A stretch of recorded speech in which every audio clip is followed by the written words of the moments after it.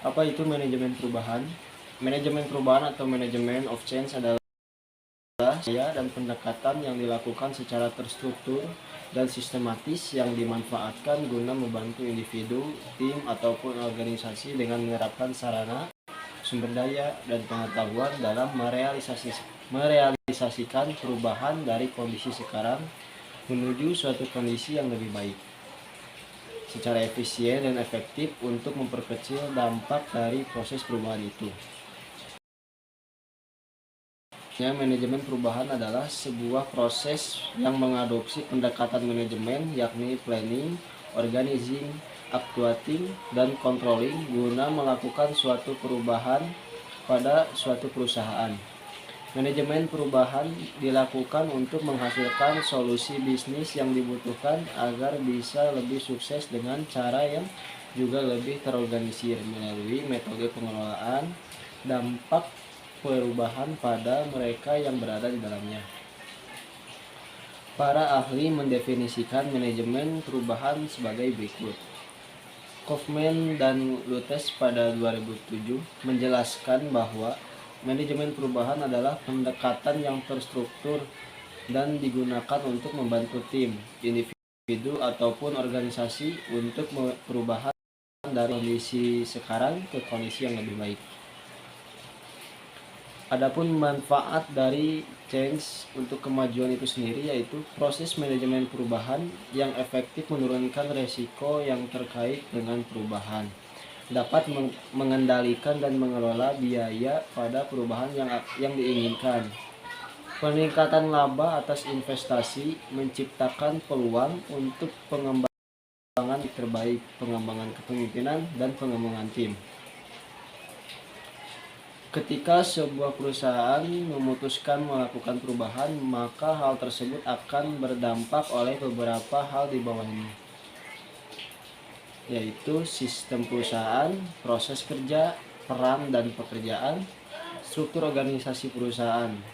Sebagai makhluk dinamis, manusia tidak bisa hanya berdiam diri dengan kondisi perusahaan yang saat ini dan membiarkan kondisi tersebut berlarut-larut dengan kondisi ekonomi yang tidak terus bergerak, sehingga diperlukan untuk mengarahkan demi sebuah perusahaan untuk bisa berubah. Yang pertama, menjaga keberlangsungan perusahaan. Yang kedua, mengapa orang menolak perubahan? Kita sering mendengar jargon, berubah atau mati. Ini menunjukkan pentingnya perusahaan melakukan perubahan, karena lingkungan perusahaan itu sendiri juga berubah, sehingga perusahaan itu sendiri harus melakukan perubahan atau beradaptasi dengan perubahan itu. Nah, jika tidak berubah, perusahaan atau merek akan tergilas oleh perubahan itu sendiri. Persoalannya, dan ini yang selalu muncul, ada beberapa pihak yang enggan melakukan atau menolak perubahan. Bila Anda gagal menangani orang-orang yang menolak perubahan tersebut, ini akan mengganggu program yang Anda akan kerjakan. Nah, bahkan tidak tertutup kemungkinan program Anda gagal. Nah, pertanyaannya adalah, kenapa ada orang yang enggan atau menolak perubahan? Beberapa penulis telah mencoba untuk merangkum berbagai alasan mengapa orang menolak perubahan. Nah, salah satunya adalah Kotter dan Schreilinger menunjukkan bahwa ada 4 alasan utama mengapa orang menolak perubahan. Yang pertama adalah mereka takut kehilangan sesuatu yang berharga, mereka gagal untuk memahami perubahan dan implikasinya, mereka percaya bahwa perubahan tidak masuk akal, atau cukup mereka memiliki toleransi yang rendah untuk perubahan. Teknik untuk mengurangi resistensi terhadap perubahan. Yang pertama, pendidikan dan komunikasi dapat membantu mengurangi penolakan terhadap perubahan dengan membantu karyawan melihat logika upaya perubahan. Teknik ini tentu saja mengasumsikan bahwa sebagian besar hambatan terletak pada informasi yang salah atau komunikasi yang buruk. Penggunaan media sosial mungkin berguna sebagai bagian dari rencana komunikasi secara keseluruhan. Sebuah studi baru-baru ini menemukan bahwa 55% peserta yang telah mengalami perubahan di tempat kerja mengungkapkan keinginan agar majikan mereka memberikan lebih banyak keterlibatan media sosial. Selain itu, 42% lebih suka memiliki lebih banyak komunikasi tatap muka. Temuan ini menunjukkan bahwa penggunaan teknologi dan metode konvensional dalam mengkomunikasikan perubahan harus menjadi bagian dari rencana penyampaian informasi tentang perubahan. Yang kedua, partisipasi melibatkan membawa individu-individu yang secara langsung terpengaruh oleh perubahan yang diusulkan ke dalam proses pengambilan keputusan.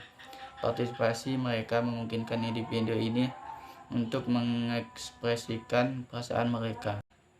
Yang ketiga, fasilitas dan dukungan melibatkan membantu karyawan menghadapi ketakutan dan kecemasan yang terkait dengan upaya perubahan. Bantuan ini mungkin termasuk konseling karyawan, terapi, pelatihan keterampilan baru, atau cuti singkat yang dibayar.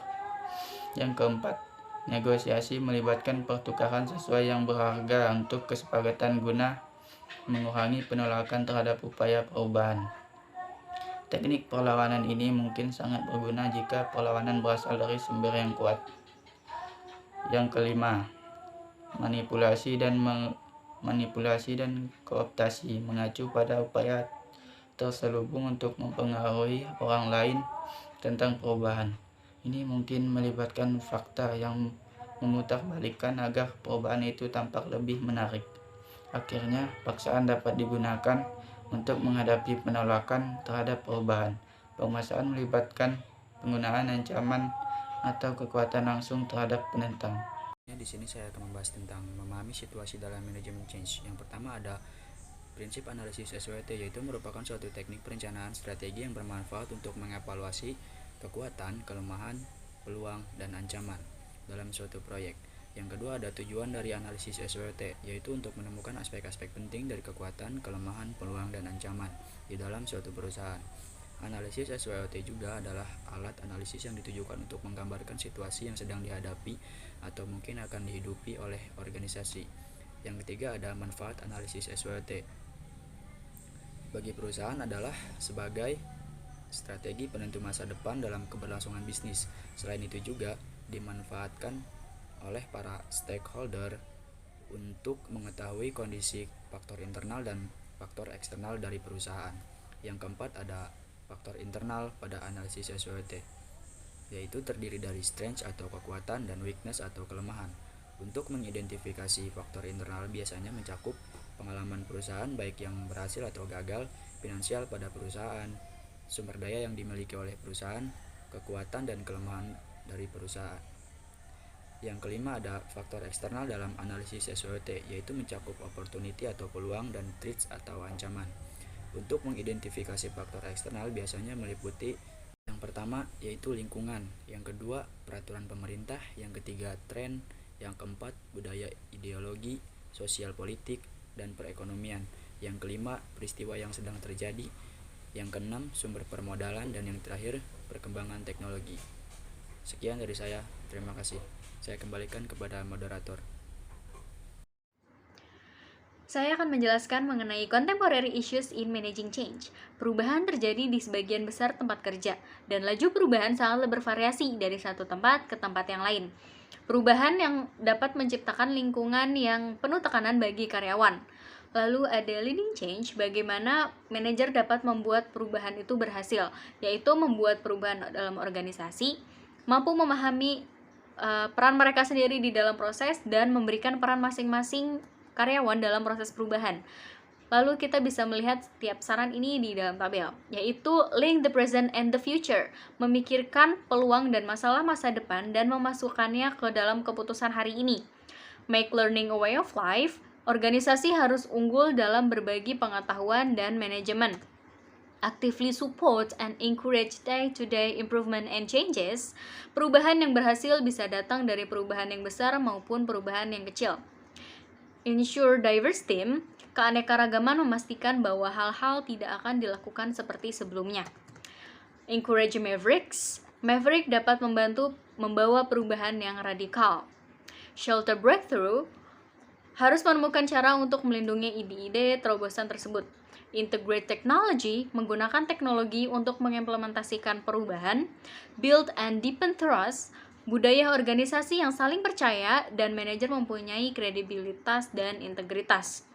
Couple permanence with perpetual change perlu mencari cara untuk melindungi kekuatan inti mereka selama masa perubahan. Support an entrepreneurial mindset, banyak karyawan yang membawa pola pikir kewirausahaan ke organisasi dan dapat berfungsi sebagai katalis untuk perubahan yang radikal.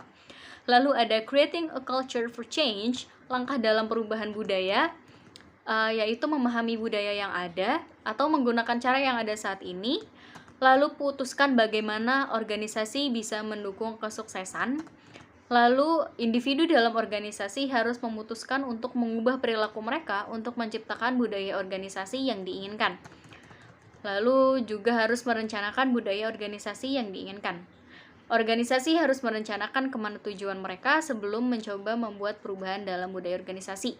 Dengan gambaran yang jelas, misi, visi, dan nilainya untuk memberikan kerangka penilaian dan evaluasi budaya organisasi. Juga harus mengembangkan gambaran masa depan yang diinginkan. Lalu ada merubah budaya organisasi, lebih sulit untuk merubah budaya daripada menciptakan budaya di dalam organisasi baru.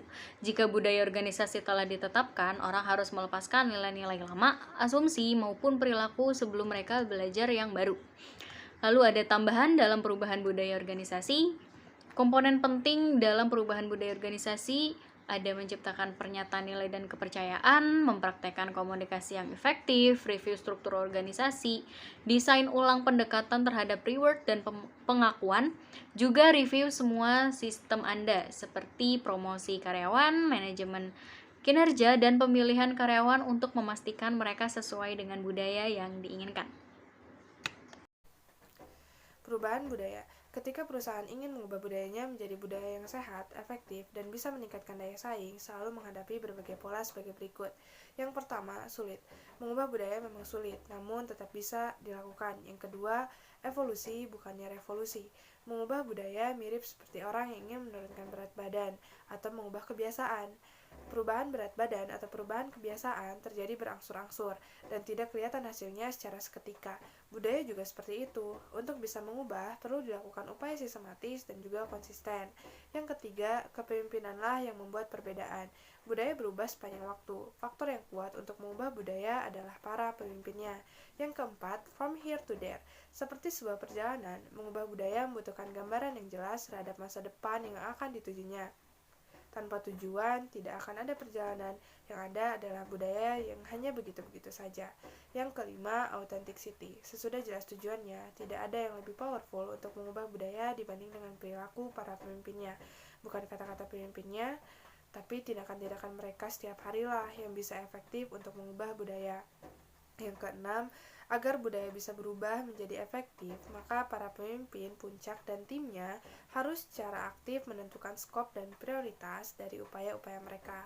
Yang ketujuh, para pemimpin mestinya menanyakan apakah budaya perusahaan kita ini bertindak sebagai pemercepat atau hambatan terhadap eksekusi strategi secara efektif. Nah, ada pun 8 langkah untuk membuat perubahan manajemen yang efektif. Yang pertama, menciptakan urgensi. Nah, tim perubahan akan membuat karyawan hingga manajer membutuhkan perubahan atau bisa disebut perubahan penting pertumbuhan perusahaan. Nah, tanpa adanya dukungan mereka, perubahan akan sulit tercapai. Oleh karena itu, perusahaan harus menyiapkan sekaligus mendukung inisiatif perubahan, seperti melakukan SWOT hingga diskusi secara berkala dan tak ragu meminta bantuan para ahli jika membutuhkan. Nah, yang kedua ada menyusun tim. Nah, langkah ini berdasarkan divisi untuk menyatukan tim. Nah, ada 8 langkah untuk membuat perubahan manajemen yang efektif. Yang pertama, menciptakan urgensi. Nah, tim perubahan akan membuat karyawan hingga manajer membutuhkan perubahan atau bisa disebut perubahan penting pertumbuhan perusahaan. Nah, tanpa adanya dukungan mereka, perubahan akan sulit tercapai. Nah, oleh karena itu, perusahaan harus menyiapkan sekaligus mendukung inisiatif perubahan seperti melakukan SWOT hingga diskusi secara berkala dan tak ragu meminta bantuan para ahli jika membutuhkan. Nah, yang kedua ada menyusun tim. Nah, langkah ini berdasarkan divisi untuk menyatukan tim yang kompeten dengan keterampilan, kualifikasi, reputasi, koneksi, dan kekuatan yang tepat.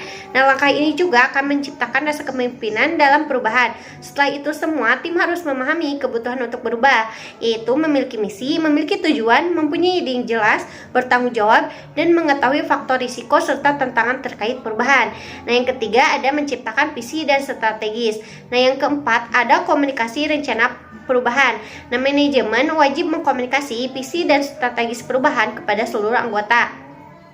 Manajer juga harus memberikan kesempatan masing-masing orang untuk menyampaikan pendapat atau kegelisahan ketika mereka menghadapi perubahan. Misalnya, perubahan cara kerja dari atasan ke bawahan. Nah, dengan demikian mereka tidak akan ragu untuk mendukung dan menerima perubahan sistem di perubahan. Nah, yang kelima ada menyingkirkan masalah. Nah, ketika mengimplementasikan perubahan seluruh organisasi, kemungkinan masalah akan sering muncul. Masalah bisa saja datang dari karyawan yang menolak perubahan, manajer yang melemahkan sistem, peraturan perusahaan, dan kemungkinan banyak lagi. Nah, yang keenam ada rayakan kesuksesan jangka pendek. Nah, proses ini membutuhkan waktu untuk menjaga semangat karyawan. Langkah ini menurut saya juga penting karena memberikan penghargaan dan contoh kepada karyawan lain untuk dijadikan motivasi. Nah, yang ketujuh ada mempertahankan perubahan. Nah, di sini leader harus memastikan agar anggota timnya bekerja mencapai target sambil mengukur kemajuan dan tetap menjaga komunikasi. Nah, yang kedelapan ada menjadi perubahan sebagai budaya. Nah, langkah terakhir ini ialah mengidentifikasi, menggabungkan nilai yang memperkuatkan perubahan serta memperbaiki proses perubahan yang harus sejalan dengan budaya. Di era ini, organisasi dituntut untuk melakukan perubahan-perubahan atau melakukan transformasi organisasi agar dapat bertahan di tengah persaingan yang ketat. Setiap organisasi harus terus tumbuh dalam jangka panjang dengan memberikan nilai bagi semua pemangku kepentingan. Untuk dapat bertahan dan bertumbuh, organisasi harus dapat beradaptasi dengan lingkungannya.